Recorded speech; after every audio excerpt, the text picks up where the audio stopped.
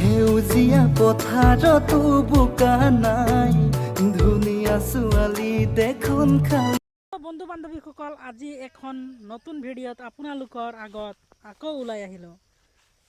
আৰু এয়া মই ধান পথাৰৰ মাজত কেনেকুৱা লাগি আছে। এনেই জাষ্ট টাইম পাছ, কচু শাক বিচাৰিব আহিছিলোঁ।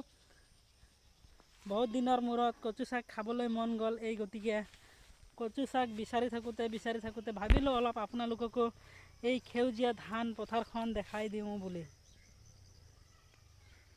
বন্ধুসকল, এয়া বহুতো ধৰণৰ ধানৰ খেতি।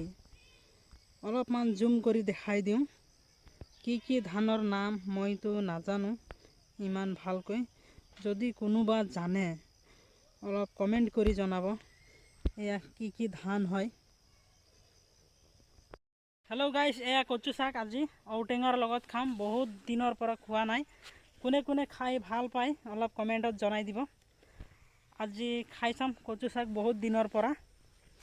আৰু চাই লওক এয়া খুৱনি পথাৰখন কেনেকুৱা লাগি আছে। আজি নৱেম্বৰ 3 তাৰিখ আৰু এইপিনে ধানটো কটা নাই, পকাই নাই। কাৰ পিনে কাটি আছে নৱেম্বৰ 3 তাৰিখ 2022 চনত অলপ কমেণ্ট কৰি জনাই দিব। এয়াই আৰু আজিৰ ভিডিঅ' ইমানতে। টাটা বাই বাই কৰি দিওঁ আৰু। दिल ने ये कहा है दिल से